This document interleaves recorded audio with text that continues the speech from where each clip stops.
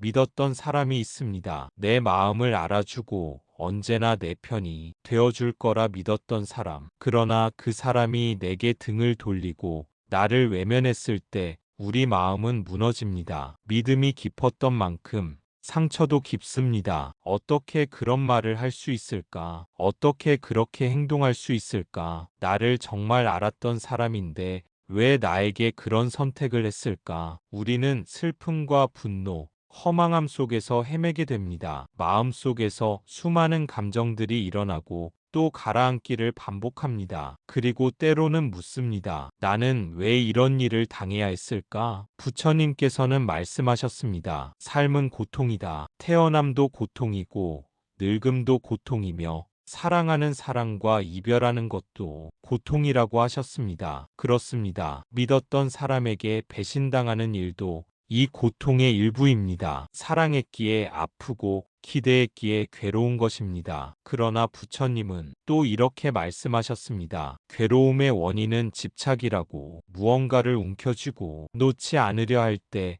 마음은 괴로움을 피할 수 없다고 하셨습니다. 그래서 우리는 돌아보아야 합니다. 나는 무엇을 붙잡고 있었는가? 그 사람의 말, 그 사람의 약속, 아니면 함께했던 시간들, 그중 무엇이든 모두 지나가는 것이었습니다. 우리는 그 모든 것을 영원할 거라 착각했기에 그 손을 놓는 순간 더 깊이 아프고 더 오래 괴로웠던 것입니다. 하지만 그 괴로움이 지금 나를 깨어나게 합니다. 나를 다시 바라보게 하고 내 마음의 바닥을 들여다보게 합니다. 마음속 깊은 곳엔 외로움이 있었고 사랑받고 싶은 간절함이 있었으며 누군가와 함께하고 싶은 따뜻한 바람이 있었습니다. 그 마음이 나쁘다는 것이 아닙니다. 다만 그 마음을 무언가에 기대어 영원히 채우려 했을 때 고통이 시작된다는 것을 우리는 이 경험을 통해 배웁니다. 부처님께서는 말씀하셨습니다. 모든 괴로움은 이것이 나의 것이다라는 착각에서 비롯된다고. 사람도 감정도 인연도 내 것으로 움켜쥐려는 순간 그것은 나에게 짐이 되고 고통이 됩니다. 이제는 손을 놓아야 할 때입니다. 억지로 놓으라는 말이 아닙니다. 충분히 아파하고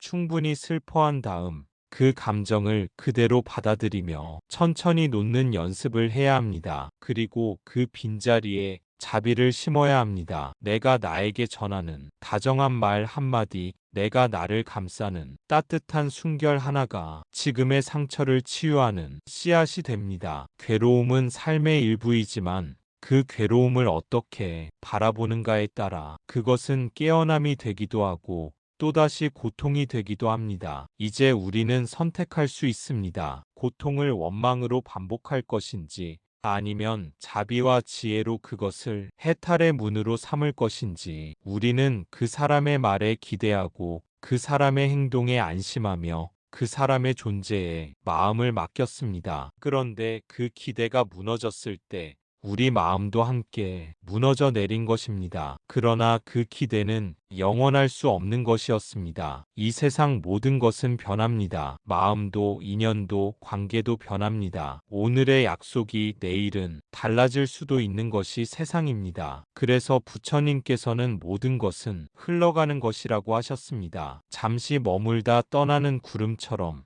우리 삶의 모든 인연도, 감정도, 상황도 결국은 흘러가는 것일 뿐입니다. 문제는 우리가 그것을 붙잡고 놓지 않으려 할 때 시작됩니다. 변하지 말았어야 했는데, 그때 그 말이 진심이었어야 했는데, 왜 나만 이렇게 남겨졌을까 하는 마음이 우리 스스로를 더 깊은 괴로움 속에 가둡니다. 하지만 그 사람은 이미 떠난 말과 같고, 그 순간은 이미 흘러간 강물과 같습니다. 우리가 아무리 손을 뻗어도 다시 그 자리에 머무르게 할 수는 없습니다. 부처님께서는 그것이 삶이 진리라고 하셨습니다. 항상 머물지 않고 끝없이 변화하며 아무것도 고정된 실체로 남아있지 않다는 것, 이것이 무상의 이치입니다. 처음엔 이 진리가 차갑게 느껴질 수도 있습니다. 모든 것이 변한다는 것은 사랑도 신뢰도 우정도 언젠가는 사라질 수 있다는 뜻이니까요. 그러나 거기에는 또 다른 자유가 숨어 있습니다. 모든 것이 변한다는 것은 지금의 괴로움도 영원하지 않다는 뜻입니다. 이 슬픔도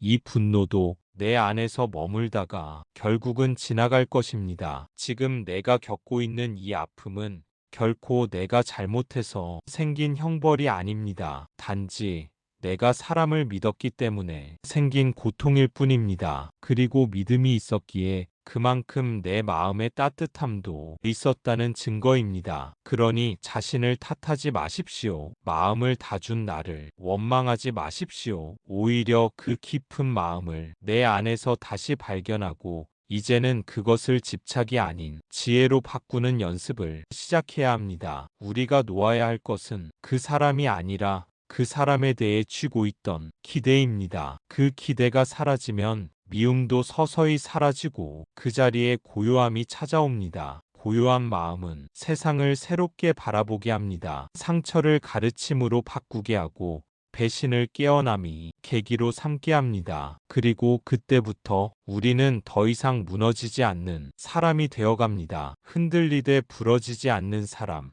기댈 사람을 찾기보다 스스로를 일으키는 사람. 부처님께서 걸어가신 길도 그와 같은 길이었습니다. 부처님께서는 모든 것은 항상 머물지 않고 변한다고 말씀하셨습니다. 이 세상에 영원한 것은 아무것도 없다고. 그래서 우리는 모든 관계에 집착하지 않고 흘러가는 인연으로 받아들여야 합니다. 물론 쉽지 않습니다. 마음은 여전히 아프고 감정은 쉬이 가라앉지 않습니다. 그럴 땐 억지로 잊으려 하지 마십시오. 억누르지도 마십시오. 오히려 그 감정을 바라보십시오. 나는 지금 슬프구나. 내 안에 분노가 있구나. 이렇게 그 마음을 있는 그대로 지켜보는 것.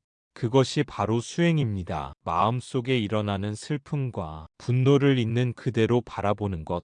그것이 수행의 시작입니다. 부처님께서는 법구경에서 이렇게 말씀하셨습니다. 모든 것은 마음이 지어낸다. 마음이 주도하는 대로 이 세상은 흐른다. 따라서 우리의 고통도 기쁨도 모두 내 마음이 지어내는 것임을 알아야 합니다. 억지로 감정을 억누르거나 잊으려 하는 것은 마치 흐르는 강물을 막으려 하는 것과 같습니다. 그럴수록 물은 넘치고 마음은 더 혼란스러워질 뿐입니다. 부처님께서는 수타니파타에서 말씀하셨습니다. 괴로움이 올 때 피하지 말라. 그 괴로움 속을 걸어가라. 그 길 끝에 깨달음이 있으니 우리가 해야 할 일은 그저 마음을 고요히 하고 있는 그대로 받아들이는 것입니다. 나는 지금 슬프구나. 나는 지금 분노를 느끼고 있구나. 이처럼 자신의 감정을 인정하고 지켜보는 마음이 바로 명상이며 수행입니다. 부처님은 또한 중화안경에서 말씀하셨습니다. 자신을 이기는 자가 가장 강한 자이다. 우리가 내 마음속의 감정에 휘둘리지 않고 그 감정을 관찰할 때 비로소 우리는 내면이 진정한 힘을 얻게 됩니다. 고통과 괴로움은 우리를 약하게 만드는 것이 아니라 스스로를 깊이 알아가는 기회가 됩니다. 그 아픔을 외면하지 않고 바라볼 때 우리는 무명에서 벗어나 지혜의 빛을 발견하게 됩니다. 마음이 흔들리고 아플 때마다 부처님의 가르침을 떠올리십시오. 모든 것은 지나가며 머무르지 않는다는 것을, 그리고 이 순간의 괴로움도 결국 흘러갈 것임을, 한 송이 연꽃이 진다고 슬퍼하지 말라. 또 다른 연꽃이 피어나듯 우리 마음도 새롭게 피어날 것이다. 부처님의 이 말씀이 마음의 깊은 위로가 되기를 바랍니다. 부처님께서는 이렇게 말씀하셨습니다. 원망은 원망으로 가라앉지 않는다. 오직 자비로 가라앉는다. 이것은 오래된 진리라고 하셨습니다. 그렇습니다. 우리가 그 사람을 미워하고 원망하는 동안 가장 고통스러운 사람은 바로 나 자신입니다. 자비는 그 사람을 위해 베푸는 것이 아니라 내 마음을 풀어주는 일입니다. 묶여있는 분노와 슬픔의 매듭을 자비라는 따뜻한 손으로 풀어내는 일입니다. 부처님께서 자주 권하신 수행이 있습니다. 바로 자해명상입니다. 자해명상은 먼저 나 자신에게 자비의 말을 건넵니다. 나는 평안하길 바랍니다. 나는 상처에서 벗어나길 바랍니다. 나는 자유롭기를 바랍니다. 이 말을 매일 스스로에게 들려주십시오. 그 말은 상처받은 내 마음을 다독이는 연습이 됩니다. 그리고 어느 날 내 마음이 조금 여유로워졌을 때 그 사람에게도 이렇게 말할 수 있을 것입니다. 당신도 고통에서 벗어나기를 바랍니다. 당신도 평안하기를 바랍니다. 이 말은 용서가 아닙니다. 그 사람의 잘못을 눈 감아주는 것도 아닙니다. 그 사람에게 묶여있던 내 마음을 자유롭게 해주는 것입니다. 자해명상의 핵심은 바로 마음의 해방에 있습니다. 내 안에 쌓여있던 미움과 분노, 슬픔을 녹여내고 그 자리마다 따뜻한 자비심을 심는 일입니다. 처음에는 쉽지 않을 것입니다. 상처받은 마음은 쉽게 풀리지 않고 그 사람을 떠올릴 때마다 마음이 다시 조여옵니다. 하지만 그런 감정을 억누르거나 부정하지 말고 그대로 받아들이며 자애의 말을 들려주십시오. 나는 지금 아프지만 괜찮다. 내 마음은 소중하다. 나는 사랑받을 가치가 있는 존재다. 이 말들이 내면의 상처를 천천히 치유해 줍니다. 내 마음의 문을 조금씩 열고 스스로를 이해하고 보듬는 힘을 키워줍니다. 그리하여 어느 순간 그 사람에게도 자비의 마음을 전할 수 있을 때가 옵니다. 당신도 고통에서 벗어나길 바랍니다. 당신도 평안하기를 바랍니다. 이 말은 결코 상대방의 잘못을 용서하거나 그를 정당화하는 것이 아닙니다. 오히려 그 사람에게 묶여있던 내 마음의 사슬을 풀어주는 자유의 선언입니다. 그동안 내 마음속에서 무겁게 짓눌렀던 분노와 원망을 놓아주고 내가 더 이상 그 사람의 그림자에 갇히지 않겠다는 다짐입니다. 부처님께서는 마하팔리경에서 이렇게 말씀하셨습니다. 원망하는 마음은 자기 자신을 해치는 칼날과 같다. 이처럼 원망과 분노는 상대방에게 닿기보다 오히려 나 자신을 더욱 괴롭힙니다. 따라서 자해명상은 나를 지키는 가장 강력한 수행이자 내 마음의 평화를 위한 깊은 약속입니다. 상처받은 마음에 자비를 들여놓을 때